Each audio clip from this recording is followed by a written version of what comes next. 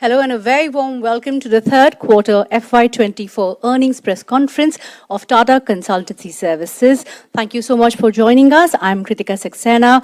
We have our friends from the media joining in person in the TCS headquarters in Mumbai. And of course, we have several stakeholders joining in on our social media platform. We are streaming live. I'll introduce the management first. We have MD and CEO K Krithivasan, COO NGS, Samir Seksaria, our CFO, and our CHRO, Milind, Lakkad. As always, we'll first begin with the MD and CEO address. Krithi, the floor is yours.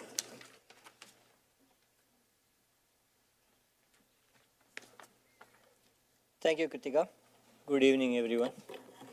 So this is a quarter where sustained growth momentum in cloud and cyber security practices and emerging markets helped us deliver really strong results in seasonally weak Q3. Our revenues grew by 1.7% year-on-year and 1% quarter-on-quarter on a constant currency basis. Our rupee revenue grew by 4% to reach 60,583 crores. Our continued focus on operational excellence helped us achieve an operating margin of 25%, which represents a sequential margin expansion of 75 bips. This translates to 15,155 crores of operating profit. Our net profit for the quarter has come in at 19.4%, translating to 11,735 crores. Again, this is an expansion of 40 bips in the net margin. Consequently, our EPS reached 32.14 from 31 in Q2. So, margin numbers, all the numbers actually that I mentioned that we'll be discussing exclude a one-time charge of USD 125 million towards settlement of legal claim. Cash from operations at 11,277 crores is at 102% of net profit. The board has declared an interim dividend of rupees 9 and a special dividend of rupees 18 amounting to about 9,800 crores. This is in line with our practice of returning 80 to 100% of our free cash flows back to our shareholders. Our customer metrics continue to improve despite seasonality and macro uncertainties. The number of customers from whom we make more than 100 million rose by 2 to 61 customers on a year-on-year basis. There has been good additions across all the other bands. In addition, our customer base of 1 million plus also stands at 1,288, an increase of 71 customers over last year. Moving on to segmental commentary. The new growth markets of India, Asia Pacific, Japan, Middle East and Africa and LATAM had very strong growth, validating our approach of portfolio diversification. Especially, our revenue from India grew by 23.4% on a year-on-year basis. Among the major markets, UK grew by 8.1%, led by market share gains. North America had a degrowth of 3%, reflecting the overall market uncertainties. Europe has continued to grow on sequential basis and achieved a 0.5% growth on a year-on-year basis. Among the verticals, manufacturing, life sciences and healthcare, energy and utilities and regional markets and platforms had a strong sequential growth. On a year-on-year basis, manufacturing grew by 7%, life sciences and healthcare by 3.1%, energy utilities by 11.8%, regional markets and platforms by 19.2%. As you can see, impacted by market sentiments, BFSI degrew by 3% and consumer business degrew marginally by 0.3% on a year-on-year basis. Our deal wins continue to be very strong. Our order book closure for the quarter stands at $8.1 billion. This has been achieved without the support of any mega deals. This represents a year-on-year growth of 3.4%. Our order book for North America stood at $4.2 billion. For BFSI at 2.6 billion and consumer business at 1.5 billion. Our attrition continues to improve. On LTM basis, our IT attrition has reduced to 13.3% from 14.9% in Q2. Subsequent to the launch of our AI.Cloud business unit, we are seeing an increased traction in the marketplace. We are now seeing GenAI POCs pilots moving into production. In Q3, we had 4 production deployments of GenAI engagements. We have enhanced our partnership also with all the major players in this space. As an update on our R&D efforts, we have filed for 187 patents in Q3 and were granted 305. Our continued efforts in creating IP have been recognized with the Asia IP Elite Award 2023 for being an exemplar of IP value creation. With that, I hand it back to Krithika and we'll open it up for questions. Back to you, Krithika. Thank you. Thank you, Krithi. We'll start our Q&A with Reema Tendulkar from CNBC-TV18. Reema. Gentlemen, good evening and Happy New Year to everyone. Great quarter, despite all the, tenuous external environment. Krithi, first an overview of the macro environment. Would you say the situation today is better than it was 3 months ago? Qualitatively, if you can provide some color, and what are budget conversations looking like? And also, what is the growth X of India, the BSNL deal, and when do you expect your core markets, North America, BFSI, etc., to recover? NGS, for you, the question is on deal wins. I remember last time you said that maybe the deal win run rate could be $9 to $10 billion. It's fallen a little short of that at $8.1 billion. And why is it that the industry itself has not seen mega deals? And also, if you could just give us an update on Gen AI, how has it changed compared to 3 months ago? Samir, if you could tell us, 70 basis points, what led to the margin expansion? And 3 quarters back, you had a target of hitting 25% as exit margins. You've done it this quarter. So what could exit margins for FY24 look like?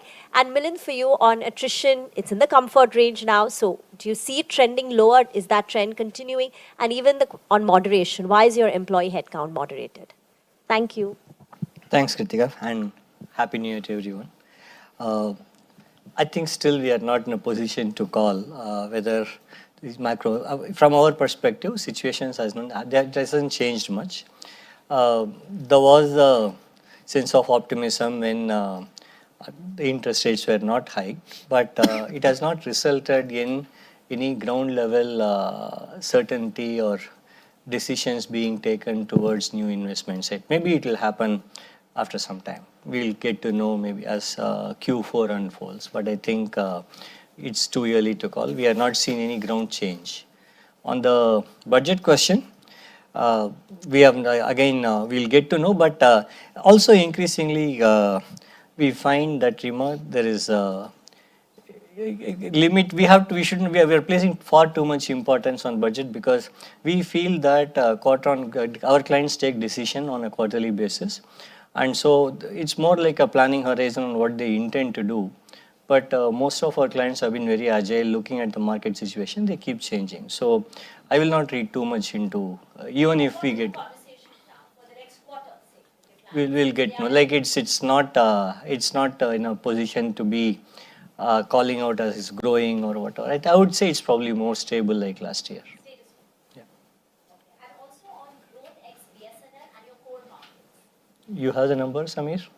We don't call that a number out in terms of client-specific numbers, excluding that. Ex of India then, which is up 23%. Is that a number we should look at because it's popped up a lot? You could do the maths in terms of... I think we can go into the details after. As I said, the sentiments have been same. So I don't think we are ready to say that it will recover by Q4 or by Q1. We will not call that out now. Yeah. I think, overall, the situation has not deteriorated from last quarter, right? Given all the things that we are all hearing from everybody, the fact that there is no deterioration itself is a very positive sign, right? Secondly, I think, with reference to the deal wins, I think fantastic, 8.1 billion in this market situation. We're very proud of our sales teams, our account teams. The fact that it has come without any mega deal support. It has been pretty broad-based, so we're really happy with the deal that we have secured. Besides, the qualified pipeline that we see is actually increased after securing this 8.1 billion, right? So there is a demand out there, and there's something that we have to go and capture it as it matures. So I would say that we are pretty happy where we are with respect to what we have accomplished in this quarter and how we see things emerge in the coming quarters. Right? I will not read too much into BFSI degrowth as well, right? Because actually, if I look at the client portfolio that we have, the client portfolio actually has done well. Couple of large clients where we were executing large transformation programs just got finished and we've delivered them successfully. So we'll have to see how that pans out, with these new clients, these new projects with these clients, as they go through the budgets for this coming year, etc. So overall, I feel that, comfortable that we have secured $8.1 billion worth of deals this quarter, right? The other question, I think, is Gen AI. Gen AI, I think, as Krithi pointed out, I think it's moving into a situation where people are comfortable with it. They want to try out new things. They want to try out in very new areas across technology, operations, and everywhere else. I think we have continued our focus on training majority of our workforce on using Gen AI and coming up with innovative ideas of using Gen AI to improve our own productivity and efficiency, as well as deliver projects in an architecture which can evolve on its own, right, using the Gen AI thing. The possibilities that we see for the future using Gen AI are enormous, and we only hope that it will realize its potential. So on the margins, Q3 margins at 25% are in sequential improvement of 70 basis points. The walkthrough of that is in spite of headwinds of 80 basis points, comprising mainly from furloughs and higher third-party expenses. We were able to more than offset that with disciplined execution and operational improvement of 60 basis points coming in from productivity and realization. Further 70 basis points coming in from reduction in subcontractor expenses, and we got 25 basis points support from currency. As you know, this is the 70 basis points is delivered on back of 110 basis points in the previous quarter. We don't give guidance, but we hope the momentum continues. Rima, 13.3 is our comfort range. Very, very satisfying to see these numbers. Very proud of our entire TCS team to come together and drive this number down to our comfort range. Whether it will come down further, I expect it to come down further. With respect to your question on employee headcount moderating, the answer remains the same. Actually, what I've been saying all along, that we've made a significant investment and we've made so much of hiring in the past years. We are continuing to leverage that investment today and driving business that way, and not needing to hire more. Anisha Jain from ET Now. It's just a little easier if you ask your questions one by one. Easier to remember. Great, if you let me ask all my questions. 2 questions, Anisha, as always. Sure. So let me start with Krithi first. Last quarter when we met, you were talking about how the deal ramp downs have been there in the sense that they weren't ramping up to that pace.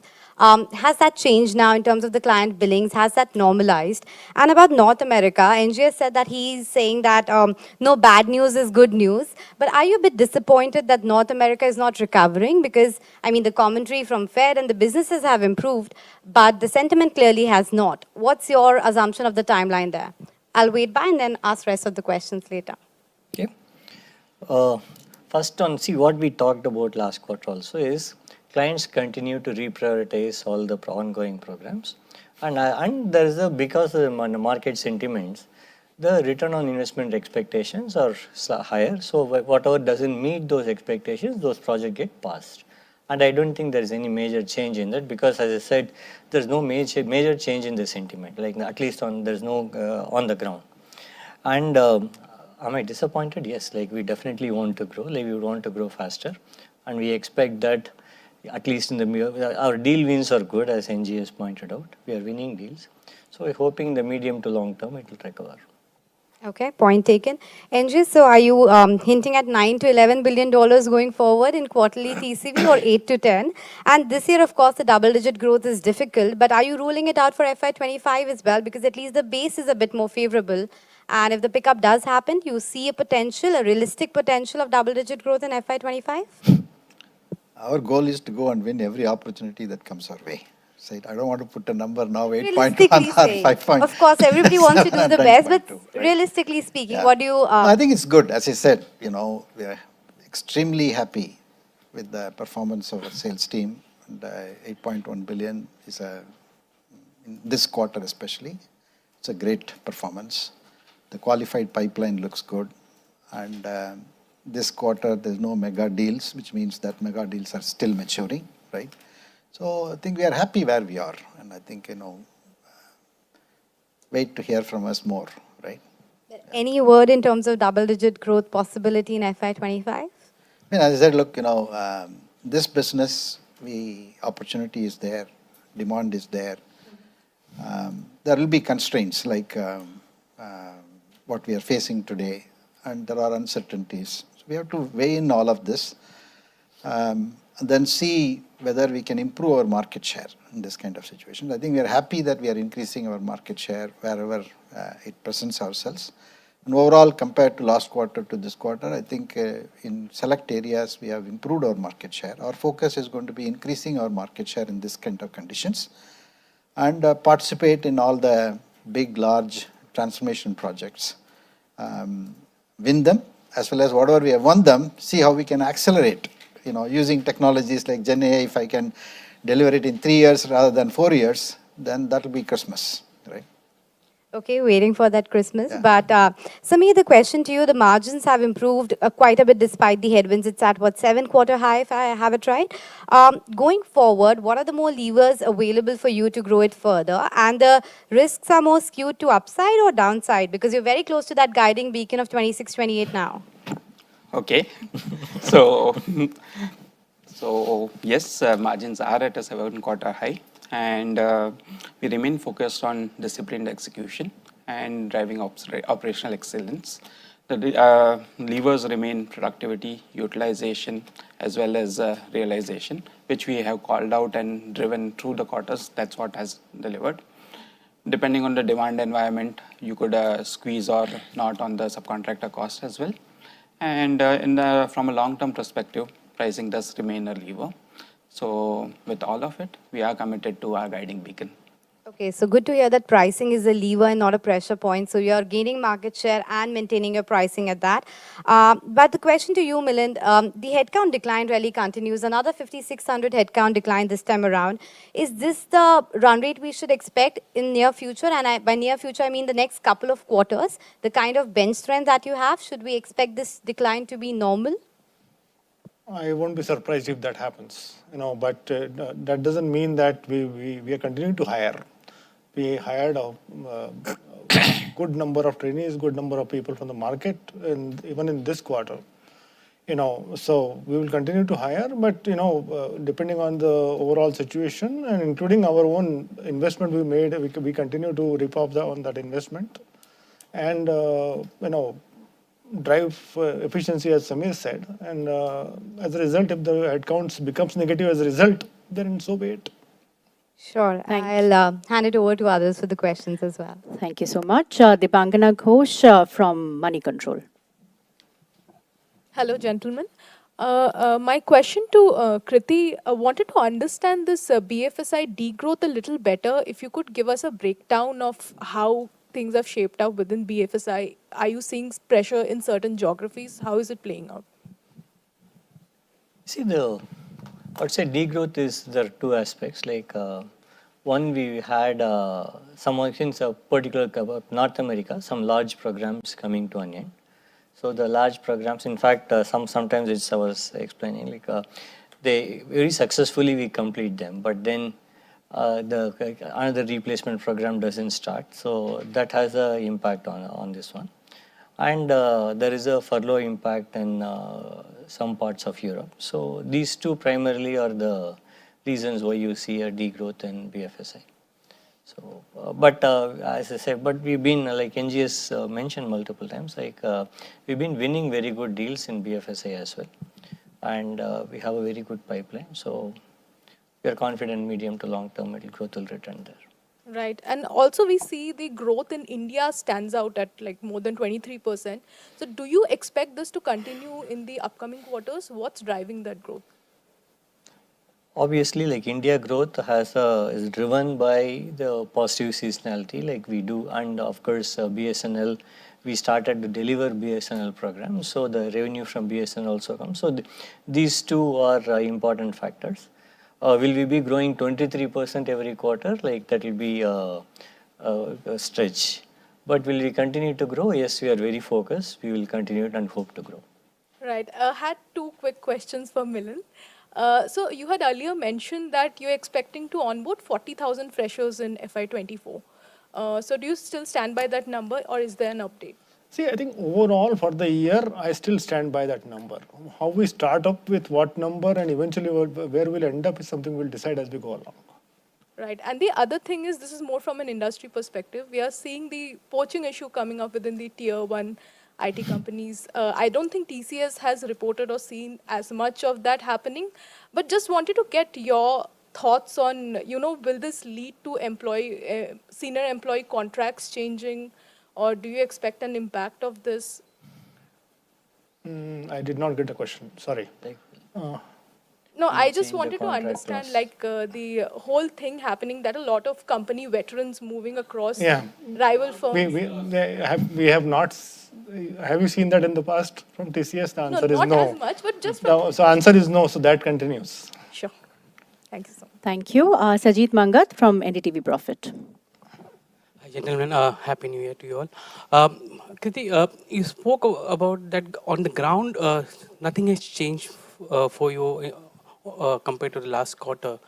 Give us a sense of how the discretionary orders are playing out. Are they coming, or still on a very slow pace, which is coming in? And do you see as new products from a Gen AI point of view, you rolled out 4 of them in the quarter. Do you see some of the clients moving towards that instead of a normal new contract that's going to come in from your end? See, first on the discretionary projects, we don't see a major change.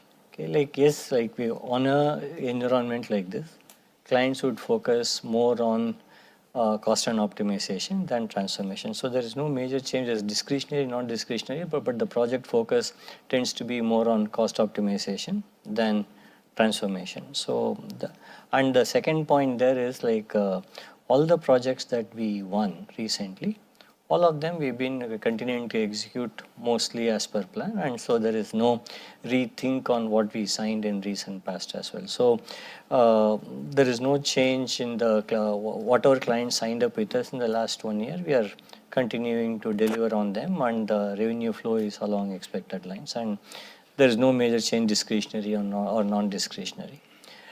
Gen AI, I don't think that is impacting at this time. Like clients, the way we see it is, clients are trying to see what benefit they can gain, and they're doing multiple experimentations. Like I talked about some of the POCs moving into production, but they're all small projects. We are not talking about huge, large projects here, and so that continues to happen, but it's not eating into a regular TCV. You've been giving good amount of TCV every quarter for the last couple of quarters there. But, the execution is something getting delayed because of decisions at client levels, or, projects starts are not happening on time. Have you assessed the total TCVs that you have got over the last couple of quarters on how they are, stacking up with respect to, are they active, they're on a slow pace, or, they've been deferred by a few weeks or month or quarter? So just now, that's why I mentioned, like whatever we won, we've been executing as per plan, and the revenue flow has been as per plan. What is hurting us is the programs that we started maybe a year ago, 2 years ago, that are getting reprioritized. I want to reiterate that the programs that we started in the last 1 year, they continue to deliver as per plan. We don't see any of the programs that started after that. See, once uncertainty was known, we called it out, I think, around last Q4. So whatever we signed after that, clients also knew the environment in which they were signing. So there's not been further rethink on those programs. NG, when do you see BFSI orders picking up? Because you saw degrowth this year, but as Krithi said, it's not a cause of worry. But from a North America point of view, when do you see orders from the BFSI picking up? I think soon, right? What's the trigger? I Let me think put it if this you way. really look at it, What do you see as a trigger for clients to start looking at and giving out orders? I think this quarter, as Krithi explained, the degrowth has largely been contributed by programs that got finished, number one, and then Seasonal furloughs. furloughs, right? Which is pretty much, if you look at UK, Europe, even in Asia Pacific, right? So all that, I think the furlough will probably be there in Q4 also for a couple of weeks or so, but then that should bounce back, right, significantly. And some of the deals that we have won in this $8.1 billion that we have announced is also include deals from BFSI. So you should see that should bottom out, and then I personally believe that we should grow in BFSI from the coming quarter itself compared to the baseline that we have got right now. But if you really look at life sciences, we've grown by 1.1%, manufacturing 7%, energy resources utilities by 11.8%. The whole regional markets have grown well. So if you look at all of this, right, there are deals which are in these segments. In these segments, I think they all are not holding; they're all investing, right? Not proceeding with it. If you look at technology, or if you look at BFSI, there are pockets where they want to be cautious. They want to see the impact of new technologies and digital twins and other things. How do we employ them much more productively? So they're waiting and watching, because BFSI always gets the first impact, right? Whether it's positive or negative. So I think we should see some of those segments show a positive sign in Q4 is what I'm hoping. While life sciences, manufacturing, etc., should continue to be at least grow moderately, right? The India growth, 23% odd. Krithi said it's not going to be like that for every quarter. But I know this BSNL deal is front loaded. So for how many quarters are we going to see the effect of that for India business? The India business this quarter is basically during this, seasonally is the third quarter. There are, let's say, third-party software licenses, etc., come in, right, during this quarter. And of course, we have started to deliver BSNL. And BSNL, we have a plan to execute it through the contract period. So it's certainly not one-off. We have just started to deliver a certain number of sites, and we have a long way to go. So I should see that momentum picking up from quarter on quarter over the next at least 4 or 6 quarters. Yeah. Samir, good set of margins, and you've been able to get 25% this quarter. Do you see some kind of impact with respect to receivables from the clients slowing, the number of days increasing as a result of some of the headwinds which we see in some of the markets? So our receivable days are best in class, and at 67 days, they're quite managed. On the working capital management, we keep a keen eye on it, and overall as a portfolio level, we manage it. Yes, given a higher interest rate regime, customers also look at strategic cash management, but that's part of it. Our receivable days are steady. Milind, you said that you expect some contraction in headcounts going forward as well, at the same level as Q3. Do you have any outlook for how much of onboarding that you're going to do for FY25?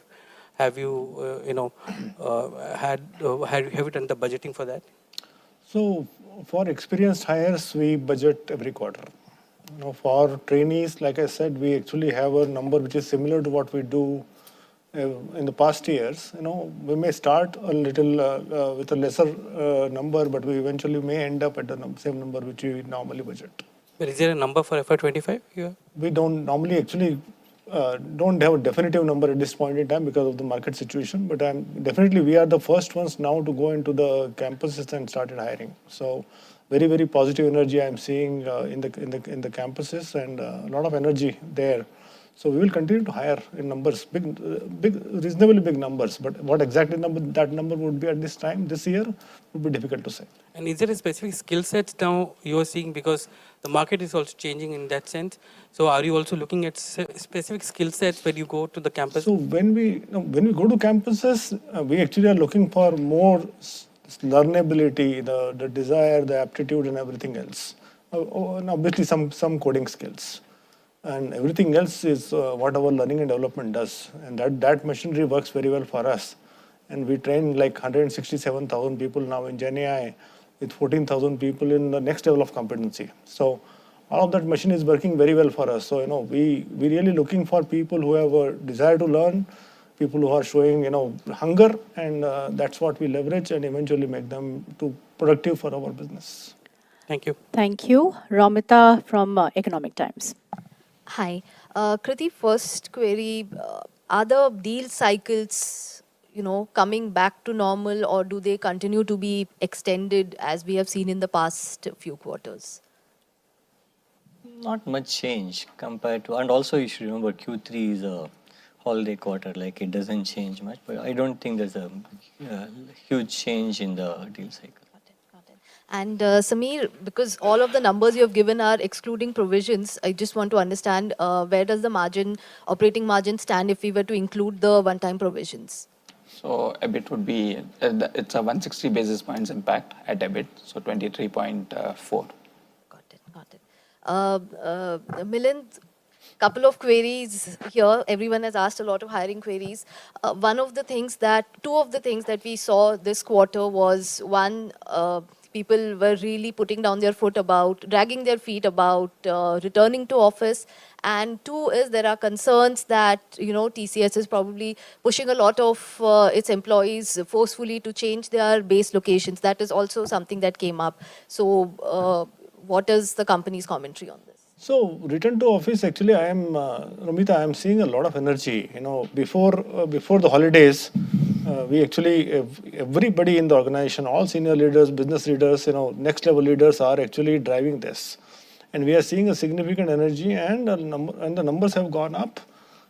After the holidays, it's basically we are still seeing good numbers, 65% plus people coming in. So that is going in the right direction. We actually had a family day. We had a family day in 10 different locations within India. Close to 180,000 people with families came in with a lot of bonding, a lot of energy. So, very, very, very satisfying outcome out of that. So I'm not at all concerned about that. Regarding transfers, it is mobility is a requirement in our business. It is something which is there in the employee contract. We have all been mobile all through our lives. So, it is actually people need to understand that, and it will only be good for their careers if they basically get into mobile, be mobile and get into good projects wherever there are, and build their career. But a lot of these people, and some of these that we have also spoken to, actually, their concern is that they're being moved without projects. Is that something that is normal as well? That is, I would not like to comment on that, but because, the fact is we are moving people because there is business in that location. So, that is how it is. Got it. Just one last query on the variable pay. What do we expect this quarter? It will be 100% for 70% of our workforce, and for the remaining 30, it will be based on business unit performance. Got it. Thank you. Shivani Shinde, Business Standard. Hi, good evening, gentlemen. Hi. Most of the questions have been asked to you. I have a few clarifications. Krithi, the press release says that the growth this quarter was led by cloud, AI.cloud. You said this quarter was four deals which moved from POC to actual contracts. What's the size of these deals? If it's leading the growth, can you give us some sense about that? Okay, I just want to clarify. I talked about 4 Gen AI deals moving from, and if did our revenue come from those 4 deals? I didn't say that. Like we say, our AI-led cloud practice includes Gen AI and our what we've been doing in cloud. The growth is actually, we've been talking about cloud for quite some time. We're seeing that cloud becoming more and more mainstream, more migrations happening, more modernization programs coming in. So I would still say the growth in terms of volume came from mainstreaming of cloud and more opportunities and more programs we do in cloud. So the 4 programs I talked about in Gen A is to say that things are slowly moving from POC stage to production. So these 4 Gen A deals did not change our revenue. When you say cloud, don't we consider that as discretionary spends? I mean, how do you look at that? Yes, it is discretionary. See, it is depending on how people look at it. Like, because cloud also has the element of moving from your capex to opex, and if they do it right, they can also reduce their overall spend. So somebody can look at, but it is discretionary in a way that it gives you more flexibility. It reduces release cycle. So it benefits the organization in multiple ways. Whether to call it discretionary or non-discretionary is a line we want to draw, but it's a program that they have to do. It's a transformation program. In a way, I would call it a non-discretionary transformation program. Great. NGS, this is the 4th straight quarter where growth is being driven by UK. If I have to look at TCS, the kind of revenue it makes and that being driven by UK, what's the room that you still see? I mean, assuming that, like you said in the commentary, nothing major has changed at the ground level. Do you see more room? There is room for growth in UK? Yeah, I think so. I think by saying no, I think I'll put the sales team to sleep. Not say that, right? So I think there is a room for UK to grow. I think they are initiating, many industries are investing. Public sector in UK is investing. Europe, I think is turning around for us, and we are seeing some growth that is coming back compared to what we have done in the last 3-4 quarters. So I think UK and Europe should do well in the coming quarters, is my prediction. US, you don't want to take a call on that? US, we'll have to grow, because it's given that it's a significant part of our portfolio. Right. It will have that portfolio impact and it will grow. There's no reason why it should not grow. Right. Barring, as I said, anything, specifically on BFSI and retail, they will wait for certain positivity or certain depending on what they read of the macro situation and in an election year where they want to invest, etc. But what I think, the cloud question that you asked is more interesting, because the minute they have started a program to put things and workloads onto cloud, it's they have to go and complete it to realize the benefit, right? If they stop in between, then the return on that investment that they may will get deferred. So to that extent, the typical cloud migration and cloud transformation deals initiated, they're all progressing, right? They may calibrate it a bit because, Gen A, I think if I have to put in, should I do it differently? That kind of questions come. But then moving workloads into the cloud is something that we are doing it. And in fact, across hyperscalers, we probably have the best record of moving workload to the cloud. Thanks. Samir, a small clarification. So assuming the next quarter is similar to this quarter, if you look at margins, chunk of it has come through productivity gains and cost. Do you still see room there, improvement going to the next quarter? So we have relied on the measures which I called out: productivity, utilization, realization. This time it was more productivity, realization and subcontractors. They definitely offer scope for further improvisation. Great. Milind, final one for you. So when you say you're going to the campus, this is for FY25. Yes, right. So you've already done your 40,000 for this year. Have they been onboarded? No, we don't give away the numbers on how many we have onboarded so far, but it's I'll tell you every quarter a significant number coming in. Okay. Okay, but this process I talked about is for FY25. Right. But do we see some delay in onboarding of the campus hire that has happened for this fiscal? Every quarter we are getting a sizable number, and it is going as per the schedule, like the way it happens every year. Thanks. Thank you. Kushal Gupta from Z Business. Good evening everyone so मेरे 4 सवाल रहेंगे. सबसे पहला कृति आपके लिए है.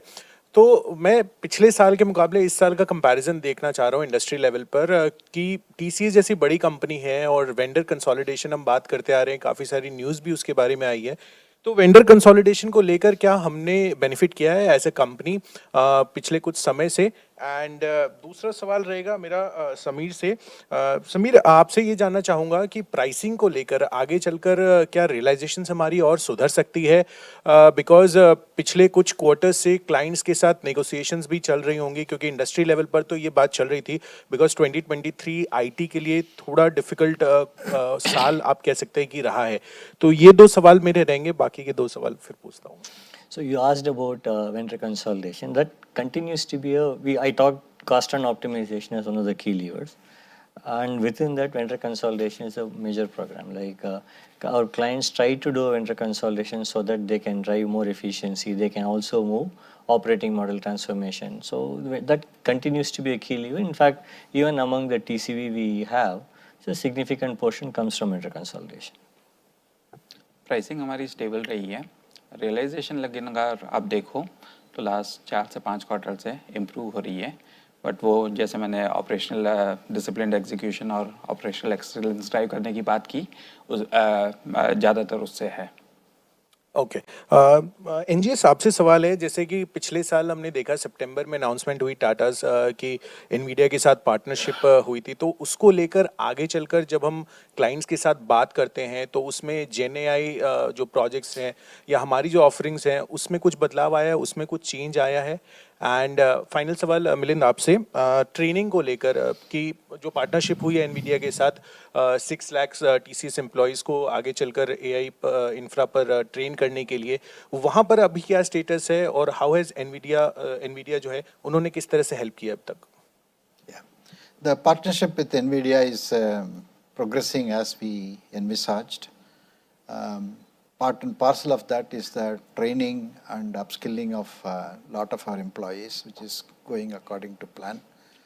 And advanced training, I think, beyond the minimum training that we started, and there are about 14,000 of our employees have been trained in advanced AI technologies, and how do we leverage the architecture and specific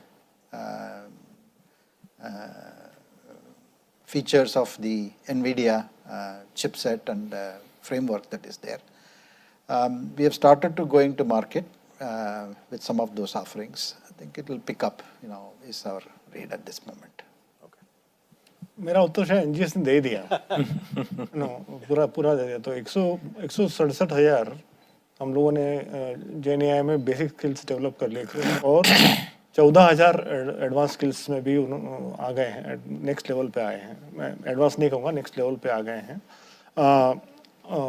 specifically with respect to Nvidia, इसमें से carve out करना थोड़ा difficult है, लेकिन all of it is basically be doing together based on a certain specific offerings we are driving. तो overall अभी जो GenAI की सिचुएशन है उसको देखते हुए क्या आप जितनी ट्रेनिंग की इंटेंसिटी है या जो पेस है, जो नंबर ऑफ पीपल जो आप ट्रेन कर रहे हैं वो और बढ़ाएंगे आप? बिल्कुल बढ़ाएंगे. हम चाहते हैं everybody should know, everybody should have basic understanding, और उसके बाद एक पिरामिड बनेगा. उसमें कुछ लोग E1 पे आएंगे, उसके बाद नेक्स्ट लेवल एक्सपर्टीज डेवलप होगा, इसी तरह से आगे बढ़ेगा. Thank you. Like we do for any other technology. Varun Sood from Mint. Hi, gentlemen. 2 questions, sir. One for Krithi, one for NGS.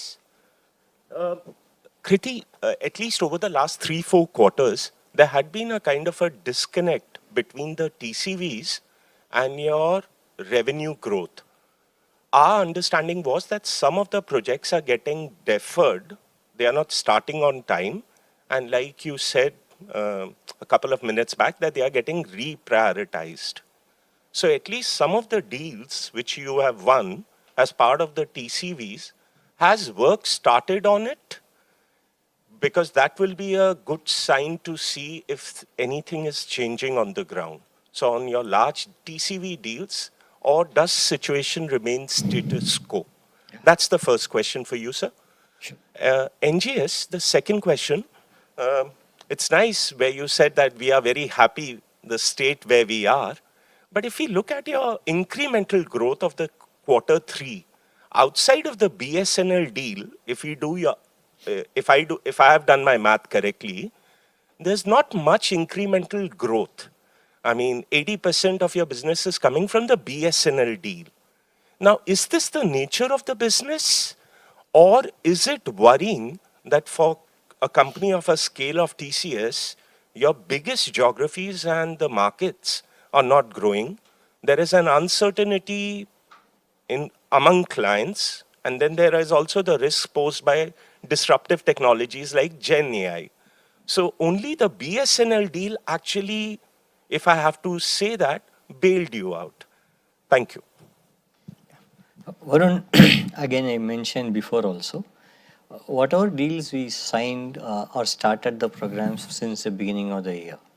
Okay, those deals are progressing as planned. We don't see any. See, there could be some operational delays, but there is no delay in terms of clients reprioritizing the programs that started from the beginning of the year. We've been always calling that the programs that started maybe 2 years ago, 3 years ago, those long-running programs. If you remember, at the beginning of or the early parts of pandemic, a lot of digital programs were kick-started, like during the growth phase. Those programs, if now in the changed overall economic situation, if they are not making sense to our customers, those programs are getting paused. We are saying the programs that we started in FY24 or even Q4 of FY23, those programs are progressing as planned. We are not seeing any delays in them or suspensions in them. The delays or the revenue is not growing as along, like you said, disconnect between TCV and revenue, primarily because the programs that were started during the yearly FY22 or early parts of FY23, some of them are getting paused because they don't make the necessary ROI sense for the clients today in the current macroeconomic environment. That's what we are saying. Yeah, I think the other thing way to answer that question, in addition to what Krithi answered, programs that started in let's say 3 years before or 2 years before, there is a revalidation. One is from priority perspective on the return on investment side. The second is to also see whether the architecture in which at that time it was current. But at this juncture, is the architecture is correct, or do we need to adjust that architecture? Is also a question that's being asked. But coming back to your question on, I don't know how you did your mathematics and 80% from BSNL. And I think, the way to look at it is, if you take life sciences, there is a growth. Manufacturing, we have grown 7.0%. And energy resources, 11.8% growth. India, of course, grew 23.4%. Latin America, 13.2%. Middle East, Africa, 16%. Asia Pacific, 3.9% growth. So it's not attributable only to the BSNL. Of course, BSNL, we have started to deliver. Rightfully, it will kick off and it will go on, right? So I think, there is to attribute saying that the entire growth has come only from BSNL is an incorrect view from my perspective. I believe that there is a reasonable portfolio that we have, which we are executing. And some of this, especially as I said in BFSI, it should come back, and this is seasonally a weak quarter because of the furloughs, this, that, etc. You should see us moving the needle from here, in the next quarter. Benny Chan from PTI. I have one clarification. I missed the legal settlement part. How much was that? The settlement in the US. Yeah, how much? So we have taken a charge of 125 million on the PNL, and the payout was 140 million. And the other question is about the. Are you still? When do you see the hybrid model ending? What is the ratio now? Pardon? No. How many days you are open in office, and still you have the hybrid model happening? No, hybrid. He said how many? What percentage of the people are coming to? I'm saying 65% of the people are coming to office. 65%. When do you see the 100% coming? We will continue to work on it, and we'll let you know as soon as we know. Thank you. Next is Ayushi Kar from Hindu Business Line. Hi, gentlemen. So I have many questions for Krithi sir and NGS sir. Firstly, I just wanted NGS sir to sort of elaborate on, you talked about how like your overall growth is not purely attributable to BSNL, but also to other verticals that are not or other geographies that are not necessarily do not have as high a market share for TCS. Do you see these become a significant contributor as far as revenue is concerned in the future, and what do you expect that time? Sorry, I didn't get the question correct. So, I just like when you talked about how emerging markets, etc., are contributing towards growth.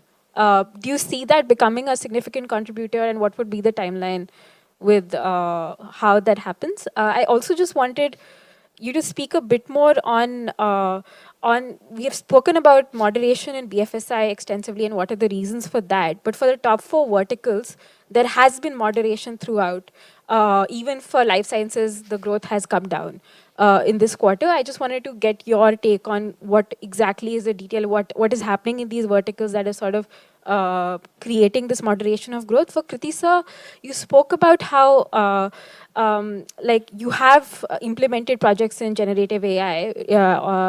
Can you, and the last time we spoke, you said that significant deals in generative AI are not going to come for a few quarters. Can you give us a timeline on that? And can you talk about exactly like what is the trend going to be of getting these projects to the implementation stage? Yeah. Okay. I think overall, what we call as regional markets, and the new growth markets, especially in Asia Pacific, LATAM, it should do well, is with the way I will put it. Like any other, the fact that we are calling it as regional markets, why we call it as regional market, because there is a sense of volatility in these markets, That's why we have put it in a separate bucket there. So there will be volatility, but there are significant opportunities. If you really look at Middle East, the kind of investments that's happening in Middle East, Saudi Arabia is building a completely new city, right? And what UAE is trying to do, what's happening in Abu Dhabi, right? So there's a lot of opportunities out there. It's only kind of neutralized by the war out there, and then see where people want to invest, how we want to invest. Otherwise, I think, this particular region should have grown a lot more, is my perspective on this, right? If you take life sciences or manufacturing, they're doing good. They're doing good, and where we are, I think we are happy. And I think, manufacturing, I see that a lot more investments happening. People are adopting digital twin technologies, and the B2B2C kind of programs are a lot more becoming reality in some of those segments. If you take CMI, which is communications, telcos, most of them, they've made huge investments on 5G rollout, right?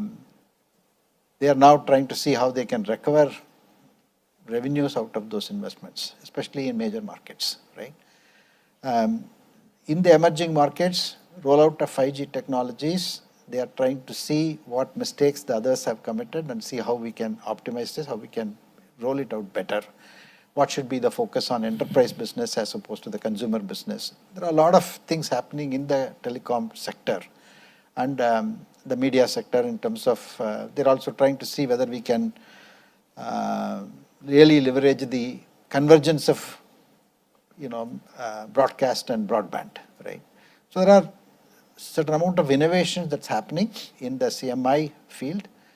It will take some time, right? But I think, today, I think telecom is one of the stressed out sectors in many markets, and because they've done the massive capex and they need to see return on that capex investment. Energy resources utilities, again, they're adopting digital technologies, they're adopting things, intelligence, digital twins. So there are, especially the use cases that are in manufacturing, energy, resources, and utilities, they are so visible in terms of putting automation, putting intelligence, moving things into cloud, and prevention rather than, correction. Those kind of things are happening there. So overall, the way I see it is, every vertical is trying out different things, and some are stressed because of the capex investment that they have gone through, like in telecom and others. I don't see anything wrong with, let's say, consumer business, especially our retail, consumer business, goods, and travel, hospitality. Especially, travel and hospitality is booming, actually, right? They are doing really well, and then, more and more projects will come, in my opinion, in these segments.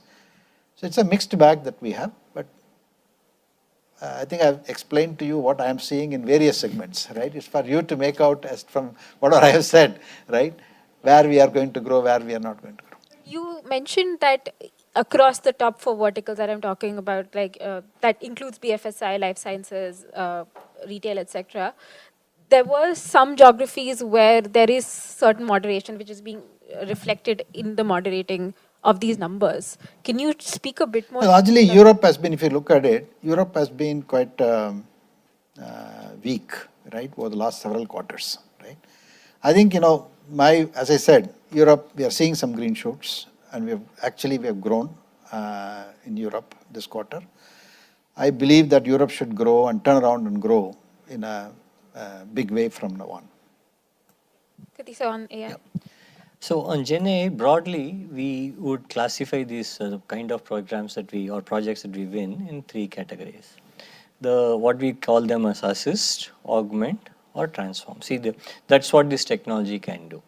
And assist is where you summarize the information from multiple sources and able to answer questions from that. Augment is where you help.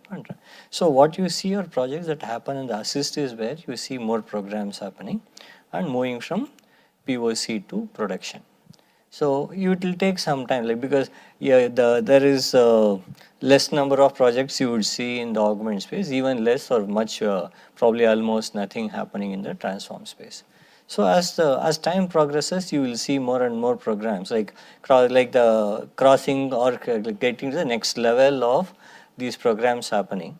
So I don't want to put a timeline, but maybe over a period of next 2 years, maybe you would see more programs being done at a higher level of complexity. It's a new technology. You have to give it some time for people to become mainstream. Thank you. Vivek Kumar from Informist. Hi, 2 questions. First, Samir, what is the reason for sharp decline in subcontractor costs, and do we expect such sharp decline to continue in the next quarter as well? And Krithi, you said completion of projects led to some decline in BFSI vertical. So in the next couple of quarters, are there any major projects scheduled for completion, and what is going to be the outlook in that scenario? So subcontractors we use for short-term match, and if you see for the last 3-4 quarters, we have been significantly bringing down the subcontractor cost, and it's strategically done. And as I mentioned in my earlier one as well, depending on the demand environment, it could be further and lever which can be available. See, there will always be projects that come to an end, come to a start. I will not be able to call out what is the impact of what's going to happen in Q4, what kind of projects are likely to end, and what is going to be the impact. We don't give a guidance, and I won't be able to give you a call out at this time on that one. Second last question from Sankalp Fartial from Bloomberg, who's joining us from New Delhi. Sankalp, you can unmute yourself and switch on your video. Hi, gentlemen. Good evening. Thank you for taking the question. My first question is for Krithi. I know, Krithi, you just said some of this, but in your own words, you've told me previously that you're waiting for Gen AI to gain critical mass. And I just wanted to know when you think that kind of critical mass can be achieved so that it makes a difference to your overall sales and revenue, especially since rivals like Accenture are already growing their share of AI business. That's one. And NGS, one question for you, or actually any one of you could answer that. That U.S. inflation is easing, and interest rates are also likely peaking. How do you? When do you expect American clients to sort of spend big again on software projects, especially BFSI? If I could get some color or visibility on that. Thank you. Sankalp, on Gen AI, we've been saying that we will not be able to put a timeline on when it achieves a critical mass. Maybe 4 quarters, maybe 6 quarters. It's too early to call out when this will happen. We continue to stay invested. Like Milind said, we have trained close to about 160,000 associates on the first level, another 15,000 on the next level of training. So we continue to invest. We continue to create opportunities for our associates to create new products and services. We stay ready, and we help our customers in coming up with new offerings and new product services. Every vertical, we look at what use cases are possible. So we get ready, we go to our customers, work with them in creating new use cases, opportunities. But definitely it will take some time. It's not going to be 1 quarter or 2 quarter critical lead time. It's going to be longer than that. But I won't be able to put a timeline for you. I think inflation, interest rates are really questions for the economists, and I'm not an economist. But what perplexes us is really, if you take India, inflation is probably above the growth rates that India as a market achieve. And perhaps the market and the customers and different industry segments are used to it. And whereas if you take a US market, it's the other way around. Whenever the inflation goes higher than the growth rate, then they have a problem, right? They don't know how to probably handle it. So immediately they start to conserve cash and then see what best opportunities that are there. It's something that we are observing, but it's very difficult to correlate and answer your question. We have one final question from Sai Ishwar, who was unable to join us, from Reuters. Do you see mega deals coming in after budgets get refreshed from the calendar year 2024 for NGS? We are working on a few large deals, and whether they will convert into mega deals, when they will convert, is very difficult to answer. But as I said, the qualified pipeline is increased, and we're working on many such opportunities. Thank you, gentlemen. Thank you so much for everyone for joining in, and to everyone that's been watching online to the live stream. Thank you very much from all of us at TCS. Wishing everyone a very happy New Year. Have a good evening.